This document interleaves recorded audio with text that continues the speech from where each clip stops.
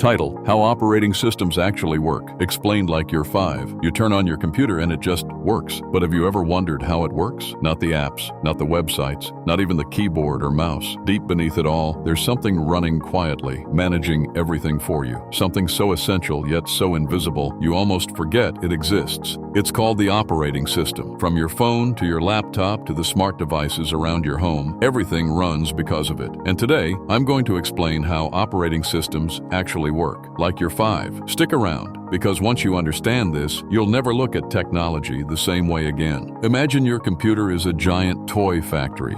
It has tools, machines, toys, and workers. But without someone in charge, nothing would get done. That someone is the operating system. It's the manager of the whole factory, assigning tasks, solving problems, and keeping everything running smoothly. When you press a key, move your mouse, or open a game, the operating system is right there, quietly making sure that every part of the system communicates with the others. Without it, your hardware is just a pile of components with no coordination. An operating system is software that manages hardware, software, and resources, and provides a way for you, the user, to interact with your machine. Let's look at the 4 biggest responsibilities of an OS. These are process management, memory management, device management, and file system management. Think of the operating system as the ultimate multitasker. Process management. Let's say you open a browser, play music, and install a new app all at once. That's multiple processes happening simultaneously. The OS manages them so your system doesn't freeze or crash. It decides which task gets attention from the CPU and for how long. Imagine the CPU is a teacher and each task is a student. The OS acts like a class monitor, making sure every student gets a turn to speak. Memory management. The RAM is like your computer's short-term memory. The OS keeps track of which app is using how much space. If your memory is full, the OS swaps less used data to your hard drive. Without proper memory management, your system would slow to a crawl. Device management. Ever wonder how your keyboard types letters or how your mouse pointer moves? That's the OS talking to your devices. It communicates through drivers to manage all your hardware. File management. Saving a photo, opening a video, installing a new app, your OS organizes and keeps track of files and folders so you can find them easily. It assigns permissions, creates file paths, and ensures data is safely written and retrieved. Now, how do you use your computer? Through the user interface.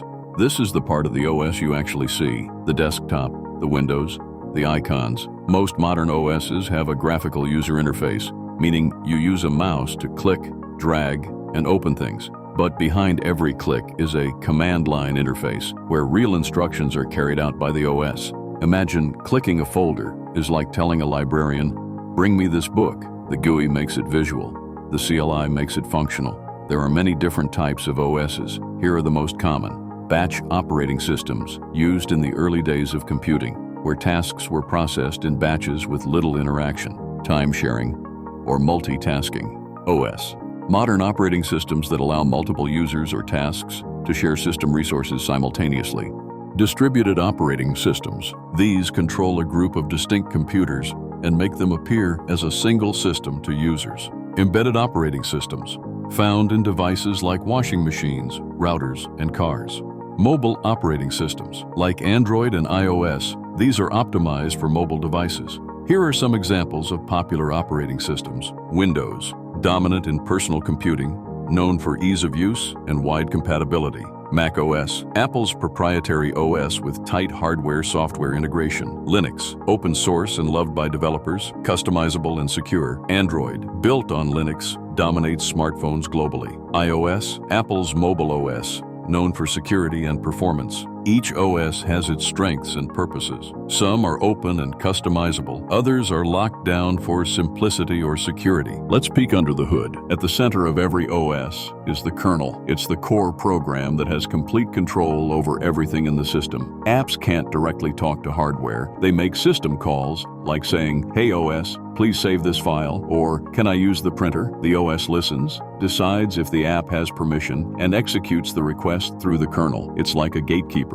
ensuring security, speed, and order. What happens if your RAM gets full? The OS steps in with something called virtual memory. It creates a fake memory space on your hard drive and swaps data in and out of RAM using a method called paging. This keeps things running even when physical memory is low. It's not perfect, it's slower than RAM, but it saves you from crashes and freezes. Modern OS are masters at multitasking. They use algorithms like round robin, first come, first serve, shortest job first, to decide which task runs when. This is called CPU scheduling. It's how your device balances YouTube, background updates, downloads, and your music, all without breaking a sweat. The OS protects your data through user permissions, encryption, and authentication. It separates user accounts and restricts access to files. Every time you install software or connect to Wi-Fi, the OS checks for threats. Built-in firewalls and antivirus tools work in the background. The OS is your first line of defense. Your OS constantly evolves. Through updates, it fixes bugs, patches vulnerabilities, and adds features.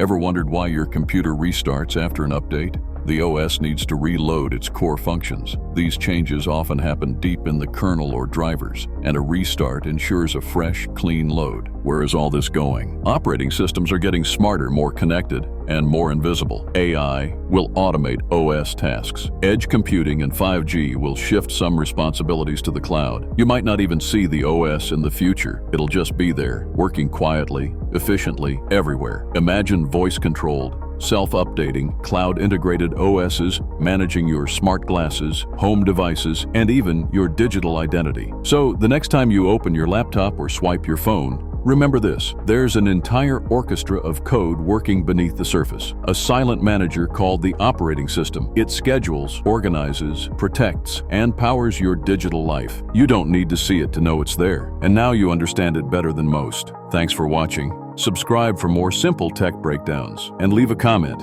What OS do you use and why?